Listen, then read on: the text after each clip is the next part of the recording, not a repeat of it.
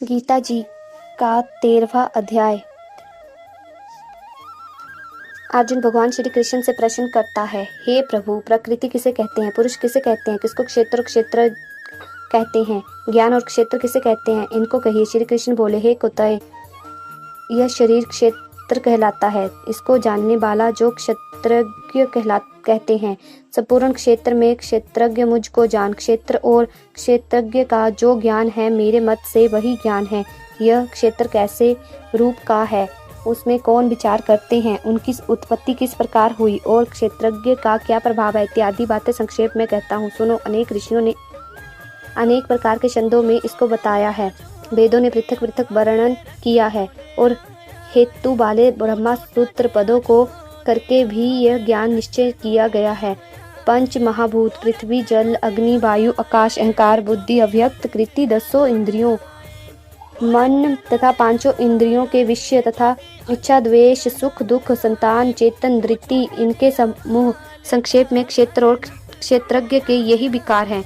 मान और पाखंड से रहित, अहिंसा, सहनशीलता, सरलता, गुरु की सेवा, पवित्रता, अपने मन का संयम, इंद्रियों के विषय से विरक्ति, अहंकार रहित और जन्म, मृत्यु, बुढ़ापा, रोग, दुखादि दोषों का देखना, पुत्र, स्त्री, गृह इत्यादि में आसक्ति न करना और इसमें अपने को सुखी दुखी न मानना और इष्ट अनिष्ट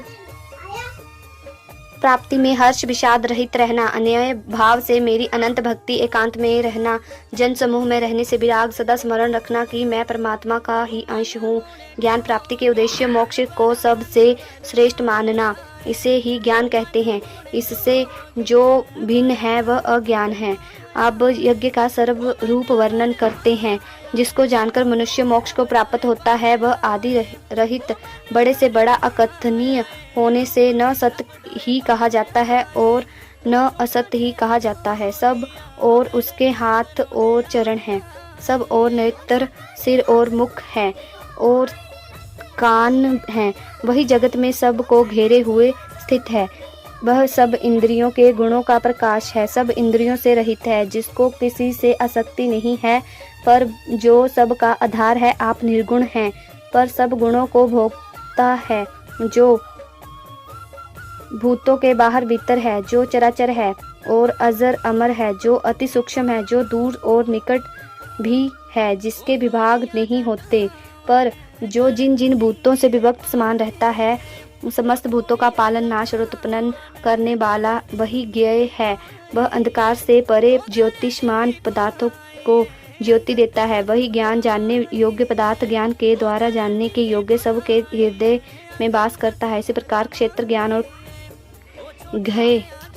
घय इनको संक्षेप में कहा है। इन्हें जानकर मेरा भक्त मेरे पद के योग्य होता है। प्रकृति और पुरुष दोनों ही अनादि हैं। विचार और गुणों की उत्पत्ति प्रकृति से हुई है। कार्य और कारण को प्रकृति उत्पन्न करती है और पुरुष सुख और दुख को भोगता है। प्रकृति में पुरुष रहता है, प्रकृति के गुणों का उपभोग करता है, तदनुसार उत्तम तथा अधम योनि में जन्म लेता है। इस देह में उपद्रष्टा, अनुमता, भर्ता, भोक्ता, महेश्वरी, परमात्मा और परम पुरुष रहते हैं।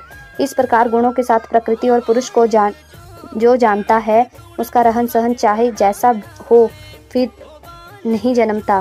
कोई ध्यान से, कोई सांख्य योग से और कोई कर्म योग के द्वारा अपने में आत्मा को देखते हैं, परंतु कोई इस प्रकार न जानते हुए भी दूसरों से सुनकर ध्यान करते हैं और श्रद्धा से सुनकर वे भी मृत्यु के पार चले जाते हैं। हे अर्जुन, स्थावर और जंगम सब उत्पन्न प्राणी देह और जीव के संयोग से ही प्रकटे हैं। परमेश्वर सब भूतों के समान रूप हैं। भूतों के नष्ट होने पर भी उसका नाश नहीं होता। इस भांति जो देखता है वही दृष्टा अर्थात आंखों वाला है। सब में समान रूप से स्थित परमेश्वर को देखता है। दुखी किसी को नहीं, सो मेरी परम गति को प्राप्त होता है। प्रकृति माया की है, जो कोई आत्मा को देखे तो अकृता देखे।